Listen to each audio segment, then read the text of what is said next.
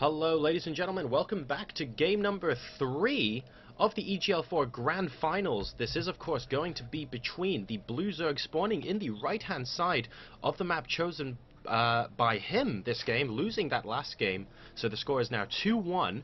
However, it is going to be in favor of this beautiful Zerg player. He is none other than Lowland Lions O'Reilly.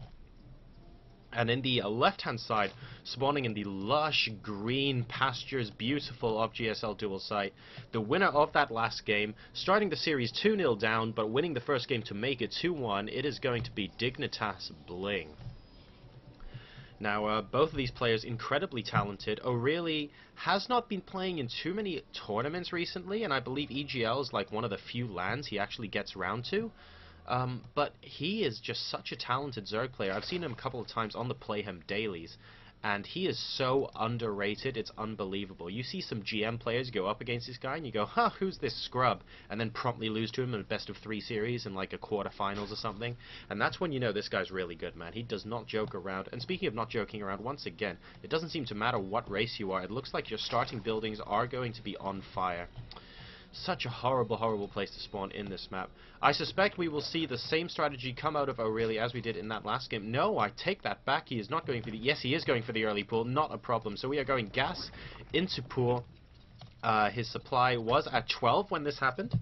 And he is going to be getting out 4, possibly 6, but usually I see 4 Zerglings come out of him. He's going to be retaking that map control early on before he expands. Meanwhile, BlinG going for the exact same thing as he did in the previous game. This is almost looking like a carbon copy of Dream setup. He's going to attempt to wall off on the low ground as much as possible and then go for this quick nexus. Now, the reason O'Reilly might have chosen this map is because if you take a quick look at the entrances into the natural, these spaces are huge. It's going to be that much tougher for BlinG to hold an early expand than it would be on a map with a ramp. There are no ramps leading up to the natural, and the amount of force fields needed to try and fend something off from both directions at once, for example, would in theory be ridiculous. So this probe going to hang around here just to see the ling timing and how many lings actually come out of O'Reilly. The answer, of course, is going to be 4. He is researching that metabolic boost, but he's going to keep 1 harvester in gas for now. BlinG sees this and immediately makes a run for it. He knows exactly what's coming now. He knows the kind of build he's going for. He runs past the natural, notices that there's no hatch there just yet because he doesn't see any creep, and the Zerglings are going to pop out, assume map control at the same time this drone decides to get his expansion. So a very polished opening coming out from O'Reilly, and this map could work to his advantage in that regard as well, especially since BlinG is attempting to go for the same kind of wall up. Do we have a gap here? We do have a gap here. So I wonder if this is going to be filled with something else, or if he doesn't notice. This might come into play a little bit later on. We will wait and see. Zergling's going to be all over the place now. Overlord as well, seeing that an expand has taken place. And now we take a look to see if O'Reilly has some sort of aggressive maneuver planned for this map. So in the meantime, nothing too out of the ordinary happening. Nexus is just about complete for Dignitas.BlinG. And O'Reilly hatchery is going to be somewhat behind, but not by too much. He's also droning up like a madman behind this and getting that evolution chamber. So we could potentially be seeing some quick layer stuff coming out of him. He has options available to him at the moment, and he has almost complete information on his Protoss opponent. So there are many different strategies he can employ right now. Both gas has been taken in the main from our Protoss friend. But not terribly early. We don't have too much gas going down, but that's because we have started the Stargate, and now the question is, will this Overlord see it? And he's not moving north, so he doesn't, but BlinG mixing it up with a little bit of Stargate play here. Whether he'll go Phoenixes or Void Rays, I'm not entirely certain. This could be a good map for Phoenixes. There aren't too many sort of high ground areas where ranged units can snipe. A lot of low ground areas can be covered, for example, by some ground units such as just gateway units, while the Phoenixes run around and attempt to kill drones. We notice no spore crawlers coming out, of course, because the Stargate has not yet been spotted, and we'll wait and see what the first unit to come out of that is. In the meantime, we have melee attacks level 1 coming out for our Zerg buddy. So I wonder if we're going to be seeing some sort of... Yeah, we are going to see some Roach Link shenanigans, as the first unit popping out for BlinG is going to indeed be a Phoenix. More overloads coming in now to potentially kamikaze scout. This one possibly going to go via here into the main, while this one going to head into the natural. The question is whether either of them will see this Stargate before the Phoenixes start harassing. And BlinG might be able to hit a sweet timing here. He needs to be careful to avoid these watchtowers, though, because just like the early pool says, this gives him a lot of map control early on in the game, and it means that he cannot be surprised that easily. Phoenix is, of course, being very quick, can go around the edge of the map. Still going to take him a little while longer than he ideally wanted. But yeah, Layer coming out now for our Zerg player.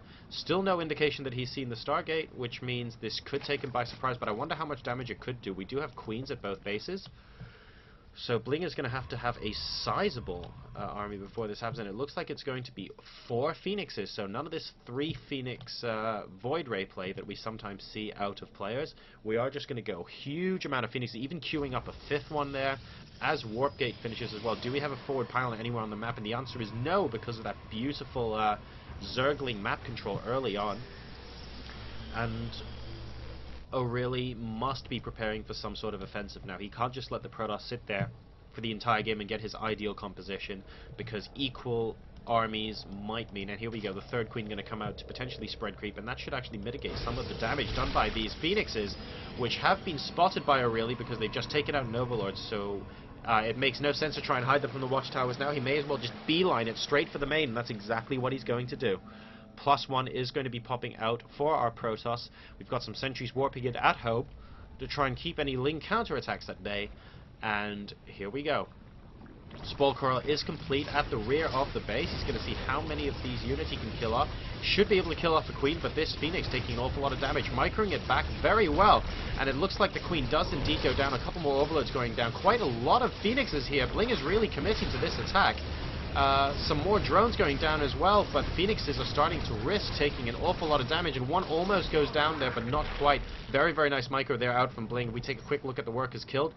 Unfortunately, though, only 1 worker was killed from O'Reilly to the 6 of Dignitas.BlinG, so he did a reasonable job there. Didn't really lose any Phoenixes, and now we take a look in the natural. These Queens going to attempt to go down as well, and oh no, 1 Phoenix does go down. So 1 has been lost now. Very, very good micro there, but not quite enough to avoid losses altogether. The Spore Coral is being a little bit too much. Hydralisks now being produced, but occasionally getting picked off by these Phoenixes, and it looks like Aurelia's going to have to stay calm, very quiet, and turtle in his base while he sneakily takes this gold expansion. I really like this positioning here from. The only problem I have with it is that these Phoenixes could spot it very, very quickly. That, and he's not really going to be able to transfer drones without BlinG noticing. Maybe if he doesn't transfer anything, BlinG might not think to scout there so quickly, but if he even attempts to stick a few drones in, that's just a risk he can't take at the moment, because Protoss would just wipe it out pretty quick. Back in base, let's take a look at what is going on. +1 is just about to finish, being chrono boosted out. We've also got Ground Carapace level 1 finishing up for our Zerg buddy. Infestation bit about halfway done. We have more Roaches and Hydras, but now mainly Hydras due to the Phoenixes popping out too. We're going to get a Twilight Council and a Robotics Bay out from Dignitas.BlinG as well, so he is going to go all the tech routes.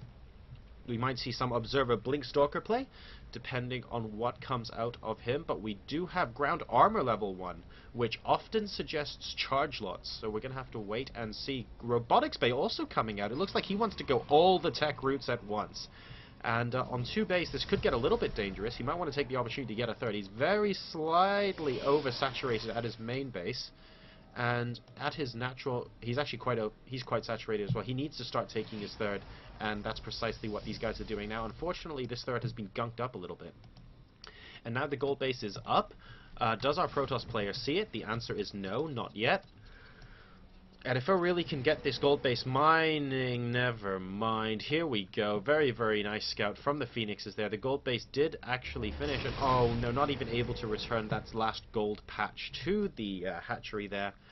So O'Reilly in a little bit of bother now, because this base is just so far away from everything else he has at the moment that it's going to be incredibly difficult to maintain. I suspect he'll mine here while he can, but I think he knows he has to sack it, and 4 Zealots are now about to pop in to take advantage of that. Hydralisks, of course, not doing that well against Phoenixes, unless there are more Phoenixes than there are Hydralisks. So 1 Phoenix does get picked off there, and he's going to have to retreat. There's a little bit too much here. Oh, and those Infestors, if any of them get a fungal off on those Phoenixes, that could be huge, because they're quite squishy. And here we go. I love watching squishy units and squishy units fight, because at the end of the day it's always very, very bloody. Hydralisks and Infestors against Phoenixes. quite an amusing battle, but of course BlinG has no desire to let that happen because he has Zealots and Stalkers to back this up, which would just make this engagement that much better for him. So a mainly Hydra Infestor army with a Roach or two put in, coming across the middle of the map, looking like he wants to do some hurt on our Protoss player, but he needs to be careful because he doesn't have much tankage in this army, and these Zealots, ooh, these Lings get there just in time to dispatch off the Zealots, but we do have all the Infestors being lifted off by the Phoenixes, a couple of them on a lot of energy being taken out as well, so that's really good job from him, and in the meantime the Gateway army is able to crush through what remains of the Zerg for us. A little bit of a blunder there. I'm not sure I would have pushed out quite as early from Aurelie's point of view that he actually did. And it looks like these Infestors are not, unfortunately, going to be long for this world right now. This is a little bit sad times for our Zerg buddy. We have one infested Terran sort of ambling about in the middle of the map, and it looks like he is going to GG. Dignitas.BlinG ties the series up, coming 0-2 down in this best of 7 extended series, going to tie it up at 2-2 going into game number 5.